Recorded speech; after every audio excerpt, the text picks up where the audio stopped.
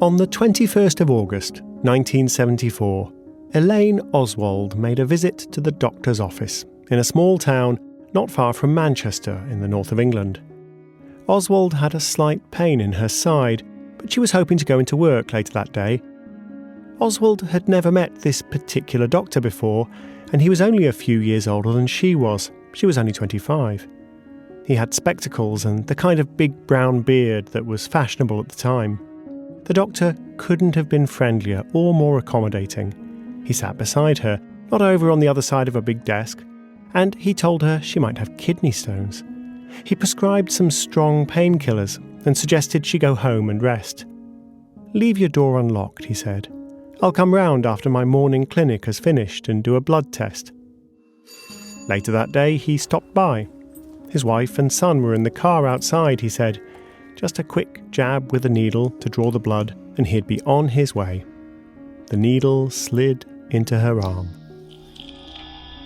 The next thing Elaine Oswald remembers was waking up on the floor with a doctor and 2 paramedics trying to revive her. She was rushed to hospital, where the staff, she recalled, treated her like the scum of the earth. They assumed she'd overdosed on those painkillers. The young doctor was much kinder. She must have had an allergic reaction, he said. Thank goodness he'd been there to administer the kiss of life. He promised to write up the case for a medical journal. She was grateful, of course. Who wouldn't be? When she was discharged from hospital, the kind doctor even invited her and her husband for dinner. It was a pleasant evening. He gave her a medic alert bracelet so that no future clinician would accidentally prescribe similar drugs. She'd go on to have 2 children, toughing it out through the agonies of labour without pain relief. Elaine Oswald eventually moved to America, became a professor of English, and for the next 25 years assumed that the kind doctor, a man called Harold Shipman, had saved her life. She couldn't have been more wrong. I'm Tim Harford, and you're listening to Cautionary Tales.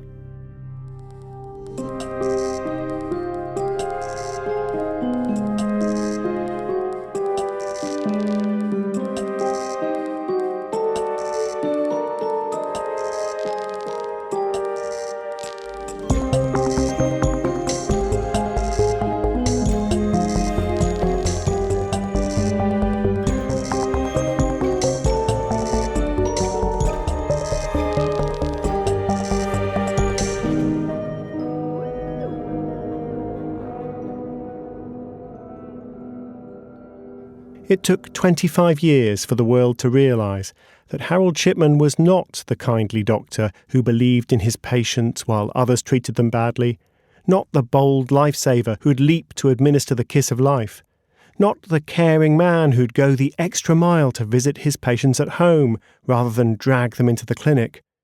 No, Harold Shipman was a murderer. And not just any murderer. In sheer numerical terms, he was the worst serial killer in history. There are plenty of notorious killers, the charming Ted Bundy, John Wayne Gacy, the killer clown, the son of Sam, David Berkowitz. But while Bundy, Gacy and Berkowitz between them killed more than 70 people, Shipman alone killed more than 200.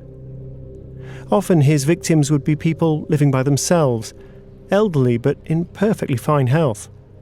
Shipman would come round, inject them with an overdose of morphine, just as he'd injected young Elaine Oswald, and then sign a death certificate saying that they'd died of old age. When I began researching this cautionary tale, I knew that Shipman was a terrible man. I didn't understand quite how terrible.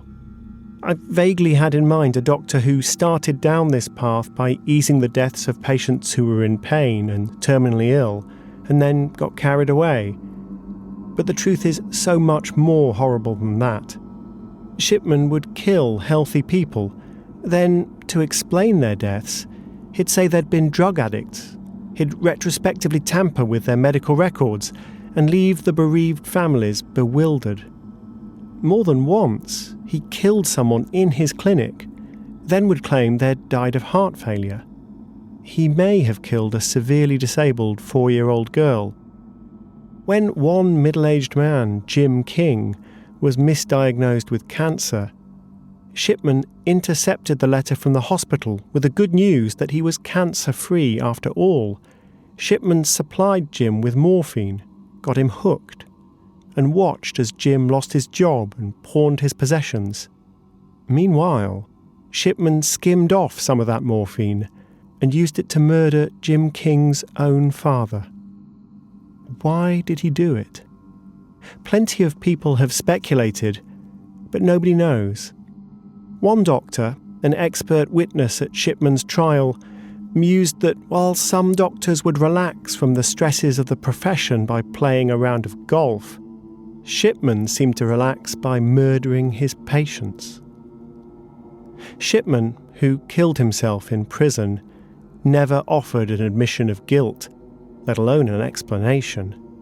But this cautionary tale isn't going to pick apart Harold Shipman's psychology. No, this tale, like all our tales, is about the lessons we can learn. Here, the lesson is that Harold Shipman could have been caught much earlier. Maybe not as early as 1974 when he injected the young Elaine Oswald with morphine, perhaps intending to kill her and perhaps with some other wickedness in mind. But he could have been caught early enough to have saved more than 100 lives. In the early hours of July the 29th, 1976, in the Bronx, New York, Jody Valenti and her friend Donna Lauria sat in their Oldsmobile chatting. They were just outside Donna's home. Donna's parents were inside. Both of them were in medical training, Jody to be a nurse, Donna to be a medic. But Donna would never get the chance to finish her studies. Jody Valenti was a young woman like Elaine Oswald, but her brush with death at the hands of a serial killer was a complete contrast with Elaine's.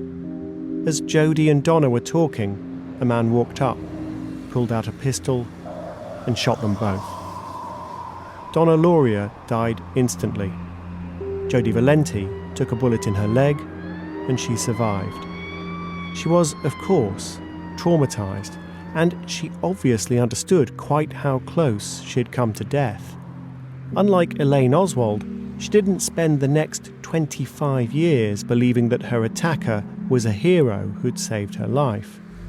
The NYPD had a clearly defined problem. Someone, calling himself the Son of Sam, was wandering around New York City, shooting young people, leaving some dead, some disabled, and the whole community in a panic. He had to be found. And eventually, in August the following year, he was found. In the case of Harold Shipman, the Greater Manchester Police faced a radically different problem. The problem, in fact, was to realise that there was a problem. Because the police had no idea that people were being murdered. People were dying, yes, but according to their doctor, they were dying of natural causes.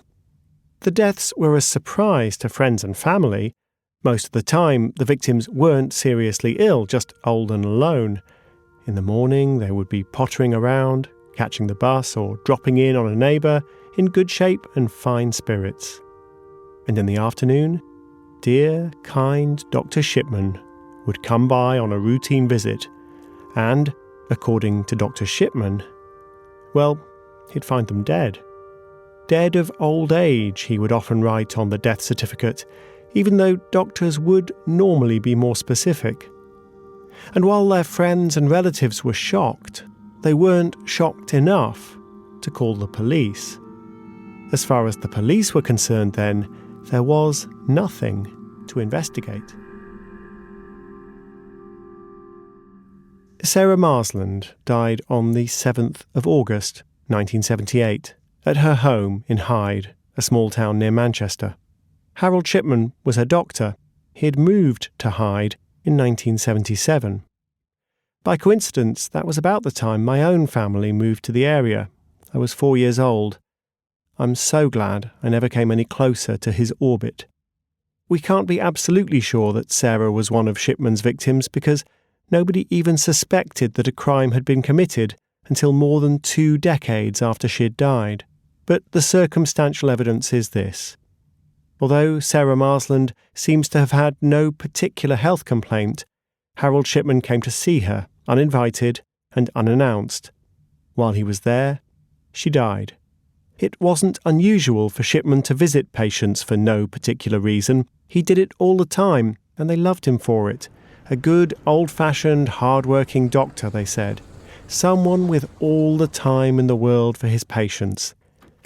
But even so, it is a striking coincidence that someone would drop dead just when a doctor happened to be popping in for a friendly visit.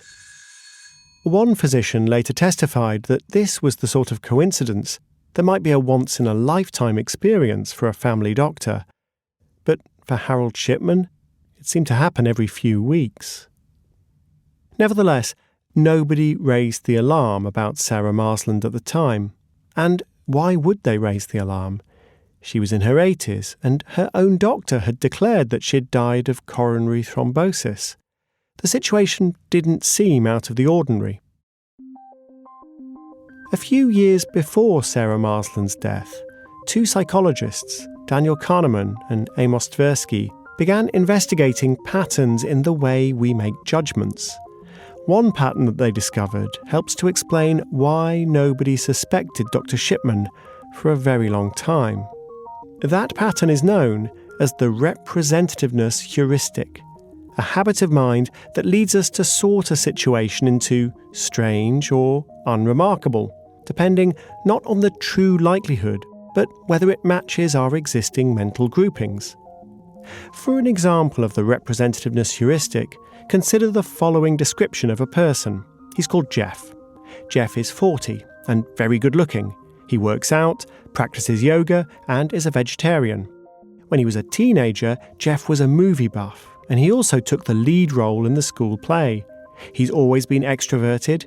He's already gone through 2 divorces, and his current girlfriend is 15 years younger than him. Which of the following do you think is more probable? A. Jeff is now a Hollywood movie star, or B. Jeff is now an accountant. Intuitively, Jeff sounds like a movie star, but that's not right.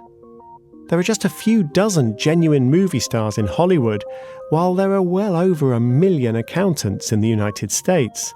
Many thousands of them will, like Jeff, be good-looking, twice-divorced vegetarians with a background in amateur dramatics. The representativeness heuristic is a quick and easy way for our subconscious mind to make decisions. We use it all the time, without knowing, and it often works. But it can lead us astray. It led the community of Hyde astray too, in a subtly different way. Harold Shipman didn't repeat his early mistake of drugging a 25-year-old Elaine Oswald. He began to target much older people, people like the widow Sarah Marsland. Although Sarah was in decent health, she fits the mental template of someone who would die from natural causes. My point is not that when an elderly person dies, we should assume it was murder, not even when the elderly person dies just as her doctor happens to call past unannounced. No, my point is that when something fits neatly into our mental story, we don't ask questions. We don't start to weigh up the probabilities of murder versus natural causes. If we did, we'd simply ask for an autopsy, wouldn't we? But we don't. And we don't, because what we see fits naturally into the story we expect. So the fundamental problem was, not only did people not realise that Shipman was a murderer, they didn't even realise that there were any murders taking place. The representativeness heuristic reassured them nothing strange is happening. Move on. There's nothing to see. Cautionary tales. We'll be right back. Want to hear something amazing? Discover matches all the cash you earn on your credit card at the end of your first year automatically. And even more amazing, the things you can earn cash back on seem almost endless. You get cash back when you buy the essentials like groceries, clothing, And in the past year, probably that new streaming service. Card members also earn cash back on vacations, ordering takeout, or even investing in some self-care. More reason to take some time for you. But the most amazing of all, only Discover will match all the cash back you've earned at the end of your first year. When it comes to Discover, get used to reaping those cash back benefits. Learn more at discover.com/match. Limitations apply. Discover. Something brighter. According to the CDC, 1 in 3 American adults don't get enough sleep. But a good night's rest is so important. It can boost your immune system and increase your energy. And Sleep Number knows quality sleep starts with building a healthy, consistent routine, like taking a few minutes to relax and unwind once you arrive home, or even waking up and going to bed at the same time every day. So choose proven quality sleep from Sleep Number. The new Sleep Number 360 smart bed lets you choose your ideal firmness, comfort, and support on each side. And it automatically adjusts as you sleep to help you stay comfortable all night long. Sleepers who routinely use their Sleep Number 360 smart bed features get almost 100 hours more of proven quality sleep per year. Proven quality sleep is life-changing sleep. And now the new Sleep Number 360 smart bed is designed to make a life-changing difference to your health and wellness. From $999. Only at Sleep Number stores or sleepnumber.com/iHeart. That's sleepnumber.com/iHeart.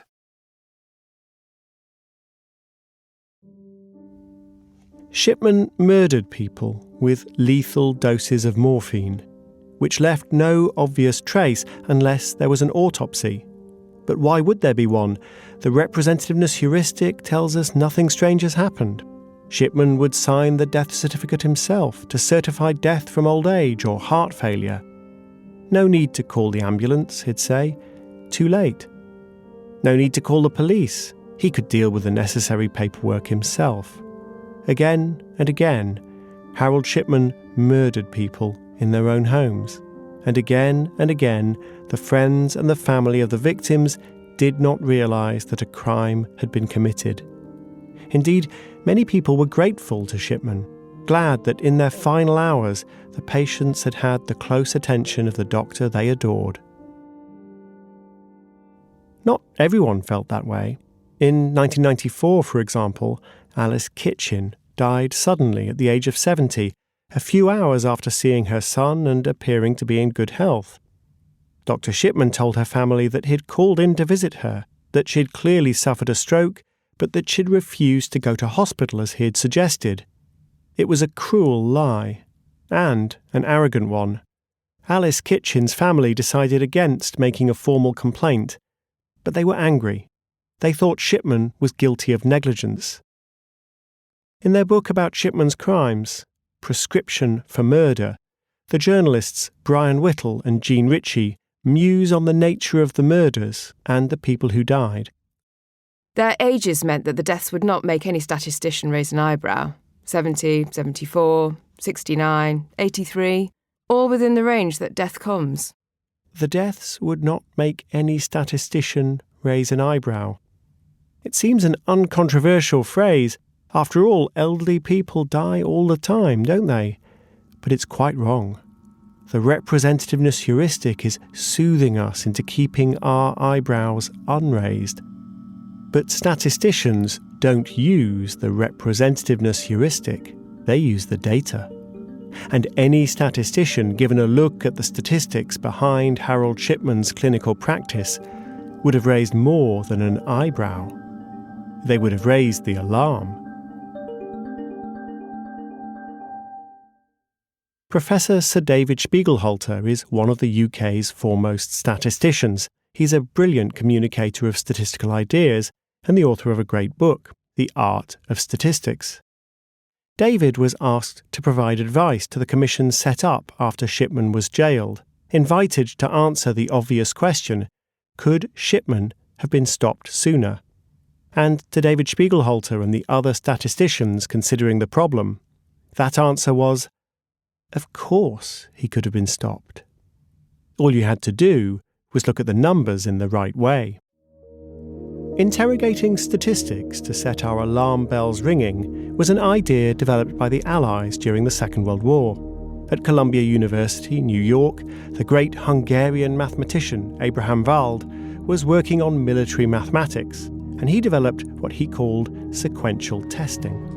Meanwhile, a young mathematician named George Barnard was working in London for the fabulously named Ministry of Supply. Because of the wartime secrecy, Wald and Barnard weren't aware of each other's work, but they were working on the same basic problem, which is this. Let's say you have a process which produces a random output, say rolling a die. You roll a 1, then a 4, then another 1, a 2, 1, 5, 3, 1, 6. On you go. You can keep rolling as many times as you like. So at what point do you say, hey, there's something strange about this die. I'm rolling too many 1s. You can use the same idea to check products coming off the production line. You don't want to stop the conveyor belt just because of a single faulty product, but neither do you want to keep the production line rolling forever if there is a steady stream of problems. Wald and Barnard would have been particularly focused on the manufacture of ammunition and other armaments, but the maths can be applied more widely.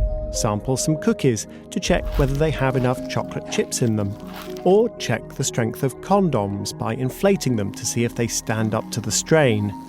Any product will have a failure rate. But at what point do you say, hang on a minute, something's wrong?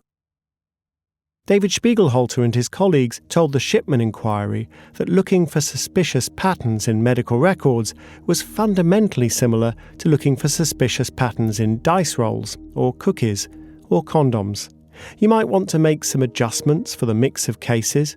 A doctor serving a retirement community is going to have a very different case mix from a doctor working on a military base, but the principle is the same. Track deaths over time among each doctor's patients, just as you might track faulty cookies or faulty condoms. Spiegelhalter and his colleagues concluded that the kind of analysis developed by Wald and by Barnard could have flagged Harold Shipman for close attention as early as 1984, 14 years before he was eventually arrested. More than 100 murders could have been prevented. And that's just one statistical method. Other ways to slice the data also raise questions. For example, there were a couple of years in which Shipman went quiet, perhaps fearing that other doctors in the clinic would notice what was happening. When he left to set up shop as a lone practitioner, the murders began again. With hindsight, all this is clear in the data. Even clearer is the fact that so many of Shipman's patients died in the early afternoon, a convenient time for Shipman's home visits. The pattern, says Professor Spiegelhalter, requires no subtle statistical analysis. It is what statisticians call interocular. Draw a graph, and it hits you between the eyes.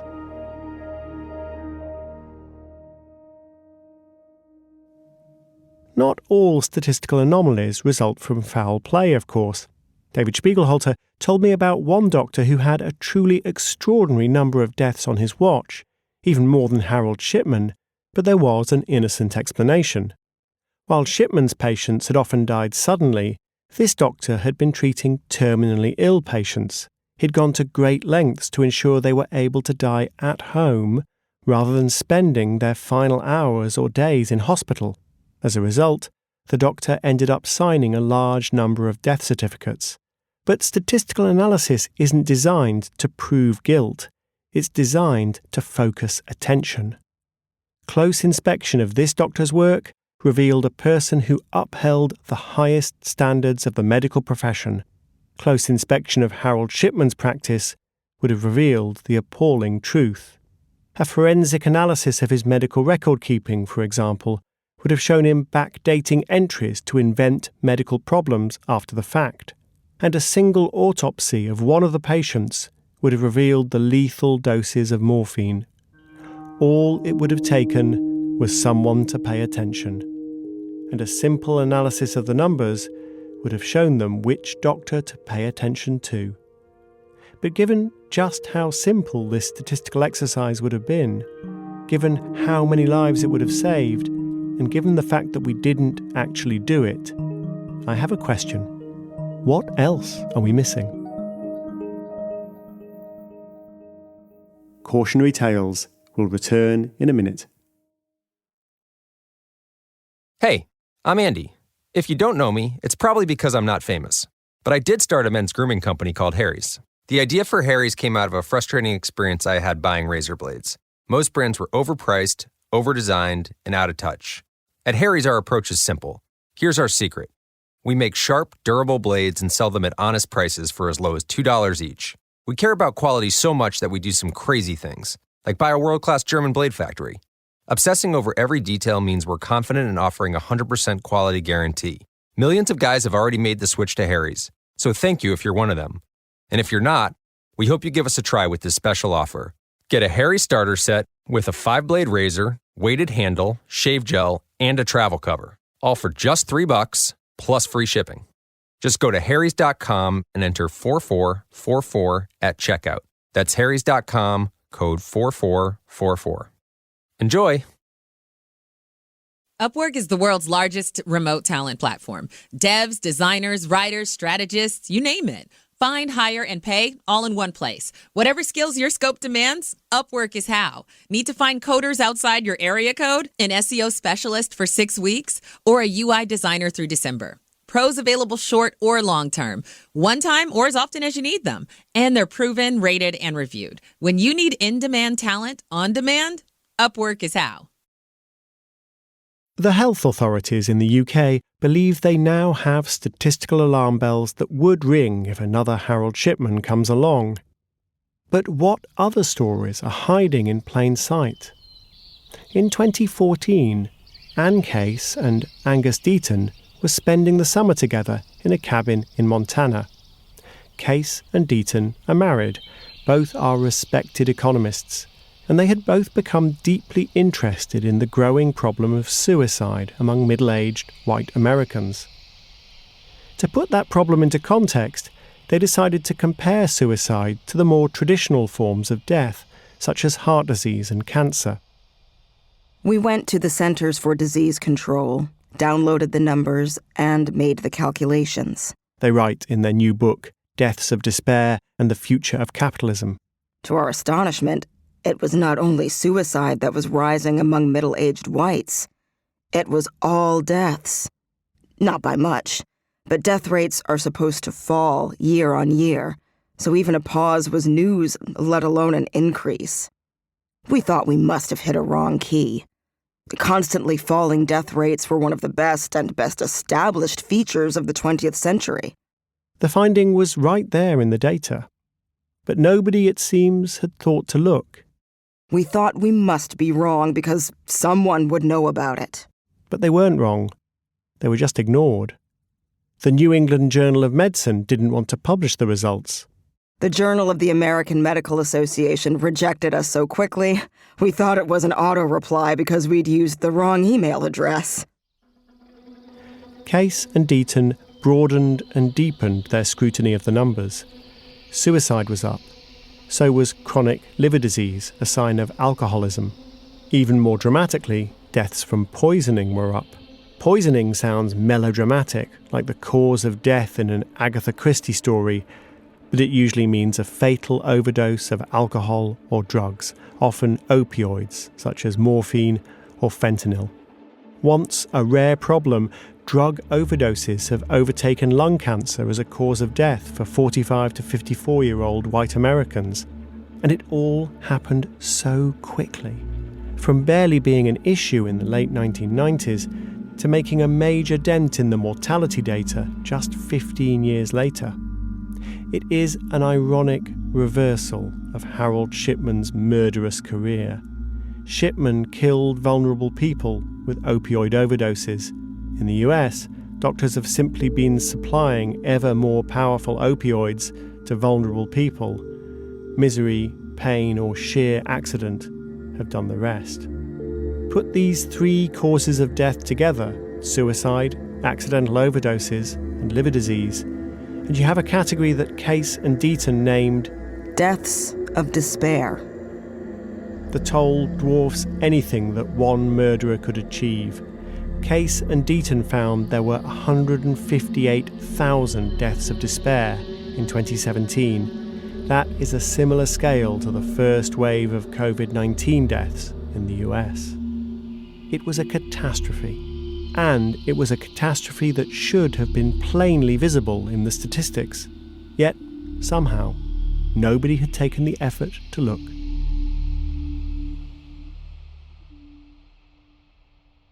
On the 24th of June 1998, Kathleen Grundy, the former mayoress of Hyde, died suddenly at the age of 81. It was a surprise. She had been fit and socially active. On the same day, a will arrived at a firm of local attorneys with a covering letter. The will purported to be that of Kathleen Grundy. It declared her intention to leave her house to her dear family doctor, Harold Shipman. But the attorney had never had any dealings with Kathleen Grundy, and the signatures looked odd. A few days later, a mysterious letter from someone called Smith told the attorney that Mrs. Grundy had died. Puzzled, the attorney contacted Kathleen Grundy's daughter, who was an attorney herself and well versed in the ins and outs of making a will. Already stunned by her mother's death, she was even more astonished to find herself and her children abruptly disinherited. There had been no family argument, no sign that a change in the will was imminent, and the new will was odd. Why send it to an unknown firm of attorneys? Why was it riddled with typos when her mother was a trained typist? And why did it show no knowledge of the fact that Kathleen Grundy owned a second house in Hyde and a holiday cottage too? Kathleen Grundy's daughter called the police. It didn't take long for the police to discover that the will was a forgery, that the cover letter had been typed on Harold Shipman's typewriter, and that Mrs. Grundy's medical records had been altered after her death. If Shipman hadn't made such crass misjudgments, who knows? He might never have been caught. As it was, Harold Shipman was arrested. Faced with the need to conduct autopsy examinations, the police began the terrible task of digging up the bodies all over the town of Hyde. The slow process of uncovering Shipman's awful crimes had begun. In the aftermath, some local people blamed themselves for not having spoken up sooner. John Shaw, the gentle taxi driver who spent his days driving elderly ladies around, knew them well enough to attend funerals when they passed away. But there were simply too many funerals. Shaw told the journalists Brian Whittle and Jean Ritchie, "I noticed that all those who were dying went to the same doctor, Dr. Shipman." Eventually, John Shaw went to the police to discover that they were already investigating the death of Kathleen Grundy. Could he have spoken up earlier? Perhaps, a year or two. But the police admitted that he might well have been ignored if he had. After all, he was just a taxi driver, and Harold Shipman was a respected doctor. Other people had also been growing concerned. There was Debbie Massey, a funeral director, who was responsible for burying or cremating many of Shipman's victims.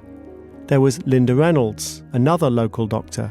Massey and Reynolds raised the alarm in March of 1998. Perhaps they could have spoken up in February or January. Perhaps the police could have been more vigorous in responding. But it's important to recognise we're talking about a matter of weeks or months at best. If instead we had collected the simplest of data sets, if we had run the most basic analysis of that data, we would never have needed to depend on people risking the scorn of the police and the enmity of Harold Shipman to stop him. The statisticians, with their production line mathematics designed to inspect condoms and chocolate chip cookies, might have stopped his murder spree more than a decade earlier.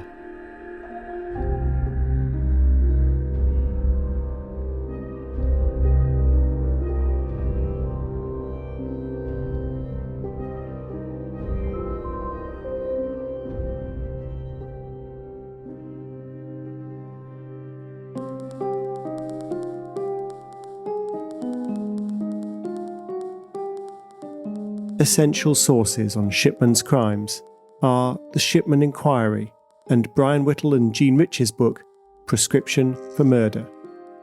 David Spiegelhalter's excellent book, The Art of Statistics, covers the Shipman case. And my own book, The Data Detective, makes a plea for taking the numbers seriously. Other sources are at timharford.com. Cautionary Tales is written by me, Tim Harford, with Andrew Wright. It's produced by Ryan Dilley and Marilyn Rust. The sound design and original music is the work of Pascal Wise. Julia Barton edited the scripts. Starring in this series of Cautionary Tales are Helena Bonham Carter and Jeffrey Wright, alongside Nizar Eldarazi, Ed Gohan, Melanie Gutteridge, Rachel Hanshaw, Kobna Holbrook Smith, Greg Lockett, Messiah Monroe, and Rufus Wright. This show wouldn't have been possible without the work of Mia LaBelle, Jacob Weisberg, Heather Fain, John Schnaars, Carly McGlory, Eric Sandler, Emily Rostick, Maggie Taylor, Daniela Lacan, and Maya Koenig. Cautionary Tales is a production of Pushkin Industries. If you like the show, please remember to rate, share, and review.